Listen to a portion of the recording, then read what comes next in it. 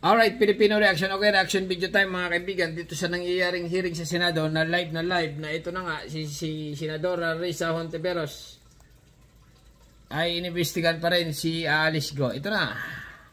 Standby muna. Okay. Madami ng spekulasyon, Live madami ito, ng kung ano-anong teorya sa nahalal na mayora ng Bamban. While the answers are not conclusive yet, what is clear is that there are enough red flags to warrant further scrutiny. Paano po kami hindi magdududa, mga kaibigan? Pero nung binanggit ni Mayor sa hearing na ang nanay niya ay si Amelia Guo, Amelia Go, nanay niya. Bakit? Okay. Ano po ang Lial. pangalan ng inyong mga magulang? Lial. Ang nanay ko po si Amelia Lial po. Lial. At ang ama po ninyo? Angelito Go po. Ayan.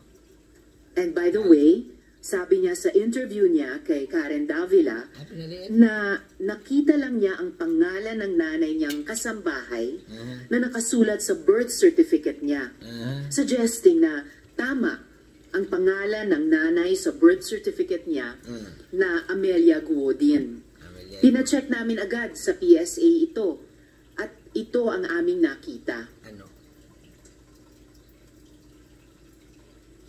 Negative record of birth in the PSHCRS. Tapos, nakalagay sa birth certificate Amelia niya na married ang mga magulang niya. Married? Pero, no marriage record din.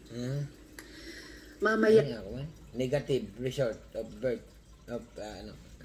mas lalaliman pa natin ang pagtanong natin dyan because Negative record. we will show that both her stories, the one in the May 7 hearing and the new one before Ms. Karen Davila, are riddled with holes. Amelia Lial.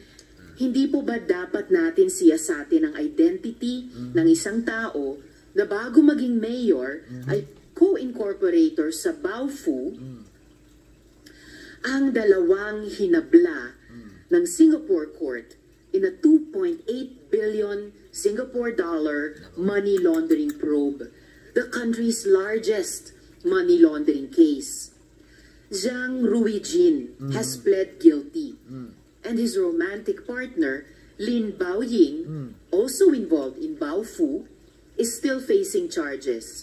But according 25 billion? to news reports, literally yesterday, she was also poised to plead guilty.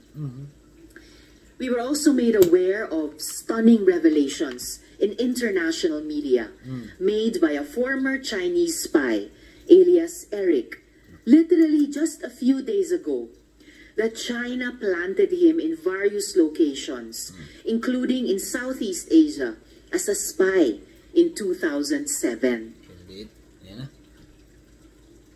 Do you believe there are secret plays here in Australia? 澳洲肯定会有一些中国的秘密特工，他们在澳洲肯定已经有了一个支持的一个系统，而且我们都知道一些中国的社团组织。Kung babasa ko na English, we also know some Chinese group and organization actually work for the Chinese government. Ganon ay ang binunyag niya. Sabi niya, we also know some Chinese groups. Ibig sabihin, mga grupo ng mga Chinese organization actually work for the Chinese government. Ganon. 实际上就是为中国政府工作的，这是一个公开的秘密。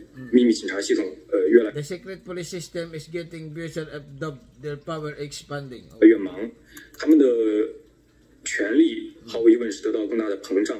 人员呐、编制啊、财务啊，可能都有进一步的膨胀。所以说他们在海外的一些行动。Tagalogin ko ha. Maintindihan. So there's overseas operation have become more active. Okay? Ibig sabihin yung mga operation na natiling active. Okay? Okay. 相对来说也有更加的活跃。 Si Mayor Alice Guo po, 2005 ang delayed registration of birth. Opo, hindi 2003, but 2005 upon clarification with PSA. Malabo kasi ang typewriter ink sa birth certificate niya. So, 19 years old na siya noon. Ganon. Tapos, mayroon ding previous investigations in other countries of China planting agents and making them run for public office. Mukhang tama nga yata ito ah. Do you be-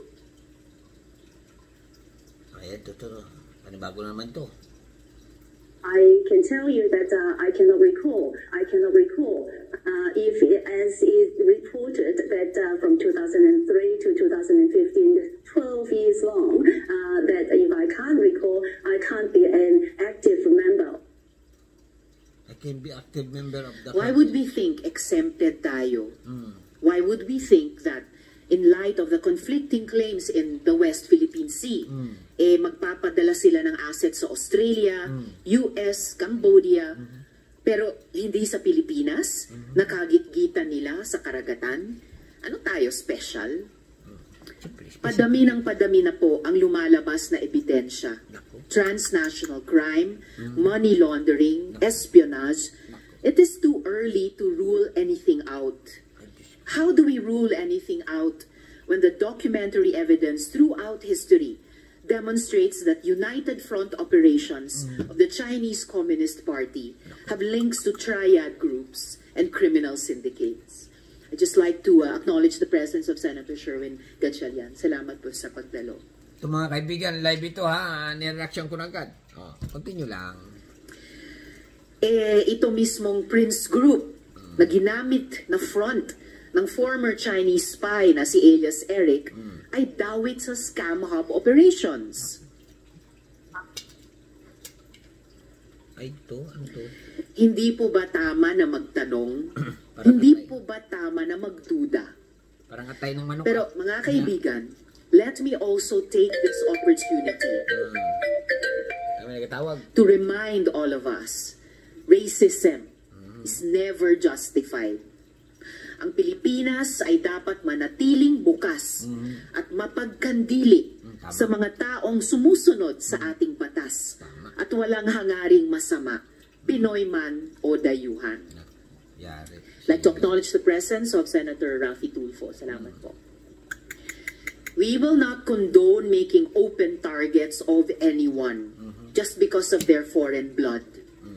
Gaya ng wala din tayong problema sa mga anak sa labas o anak ng kasambahay na tinago o ano paman. I'm the sponsor of the Foundling Law at pinaglaban natin ang mga batang ipinanganak na walang ganap na identity. Pero kung sila ay nagpapapasok ng mga pugante, Yun lang. Naku, ang daming kung sila ay nakikipagsabwatan sa money launderers, Naku.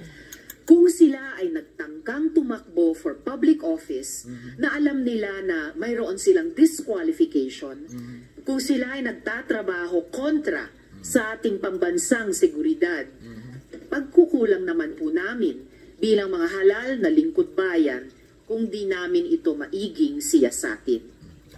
Is this mayor, who was born on a farm, taught by literally one person from kinder to high school, tapos hindi nag-college, a Chinese spy? A big-time money launderer? An enabler of scams and human trafficking? None of the above? One of the above? Or all of the above? Naku. Friends, the stakes are too high for this investigation not to be pursued. Marami pong salamat. I'd like to ask my colleagues if they also have opening statements. Pasalitan mo si Alice ko. Senator Raffy, you have the floor. Yan, siguro ito. Mahaba pa ito. Live Good morning, Mr. Chair, Madam Chair, Yan na. Senator Win Gatchalian. I've seen the transcript of the previous hearing in this committee pertaining to the investigation being conducted, and I saw also the videos wherein lumilitaw para bang teleserye itong buhay ni Mayor Alice Go. Blockbuster ito kapag ito ay ginawa nating teleserye kasi fairy tale eh. Siya ay anak ng isang kasambahay na nabuntis ng isang mayamang Chinese. Puputulin ko ng mga kaibigan ha. Ipaparto ko na kasi sobrang haba eh. Mahirap i-upload ito eh. Okay? papanoorin nyo yung reaction ko sa part 2 na talaga naman mapapawaw ka or wow na wow dahil nga itong reaction video ko ay live na live. Okay? Bahala na kayo mga kaibigan, ha? Subscribe my channel. Don't forget comment. Abangan yung part 2.